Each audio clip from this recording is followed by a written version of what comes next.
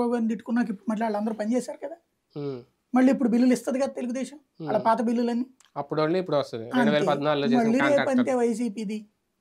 బేసిక్గా అట్లాంటి ఇప్పుడు తెలుగుదేశం కనుక బలహీనంగా ఉంటే కూటమి, అప్పుడు మీరు చెప్పినట్టు జరిగాయి. కూటమి బలహీనంగా ఉంటే అవును. ఆ యొక్క వాళ్ళందరినీ పిలుచుకోవడం, వాళ్ళకి ఇట్లాంటి అంటే వీళ్ళకి ఒక 50-60 సీట్లు వచ్చి ఉంటే. ఇంకొకటి ఇప్పుడు మున్సిపాలిటీలు కార్పొరేషన్లు అవును. వాటిట్లో ఒకవేళ వాళ్ళని తీసుకున్నా ఎలక్షన్ దగ్గరకు వచ్చేసి ఉన్నాయి కదా. 26లో జరుగుతాయి ఎలక్షన్ మళ్ళీ, అంతే కదా. అప్పుడు అవును. కరోనా అయిపోయిన తర్వాత కదా జరిగిన ఎలక్షన్స్. 26లో జరుగుతాయి ఎలక్షన్స్. ఉమ్, ఇప్పుడు ఈ ఏడాది కోసం అని చెప్పేసి ఏడాదిన్నర కోసం అని చెప్పి ఏం సాధించాలి అవును. ఇప్పుడు వాళ్ళని?